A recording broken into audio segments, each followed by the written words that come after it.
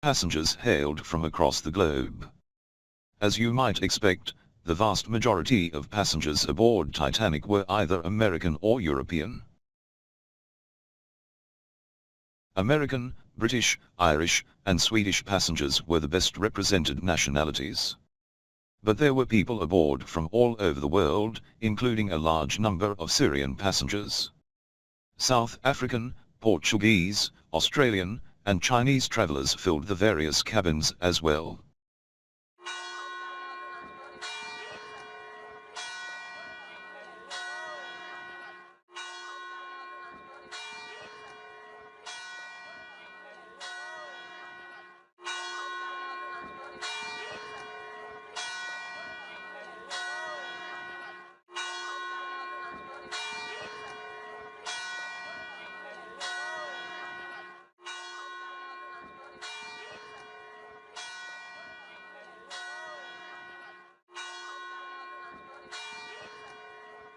Captain Edward Smith was well regarded by celebrity travelers.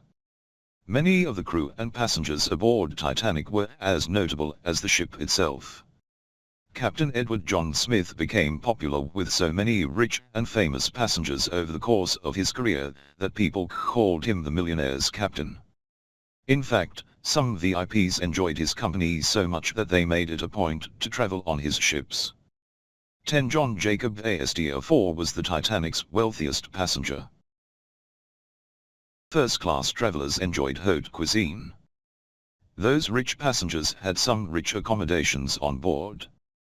A first-class luncheon menu offered dozens of delectable dishes, including fillets of brill, chicken à la Maryland, grilled mutton chops, corned beef, mashed, fried, and baked jacket potatoes, apple meringue, custard pudding, salmon mayonnaise, Norwegian anchovies, soused herrings, potted shrimps, roast beef, galantine of chicken, veal and ham pie, corned ox tongue, and French and English cheeses, all washed down with iced draft Munich lager.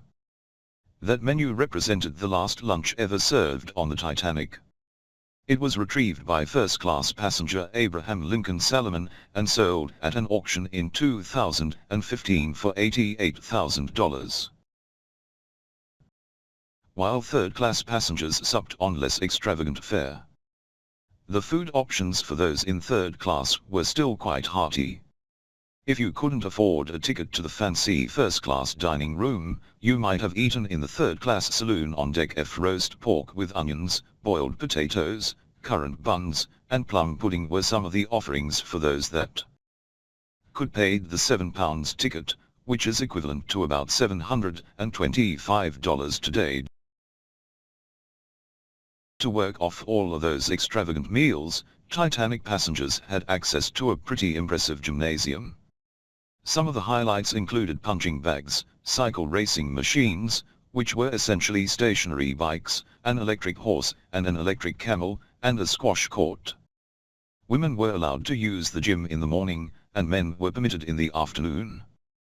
One of the more ironically efficient pieces of exercise equipment available was a mechanical rowing machine. Titanic had its own luxurious Turkish bath. It was reserved for first-class passengers, and included steam rooms, massage rooms, and an electric bath, which sounds like a recipe for disaster. In his book Titanic, Building the World's Most Famous Ship, author Anton Gill described it as resembling an iron lung or a modern tanning bed, which even sophisticated first-class passengers viewed with suspicion.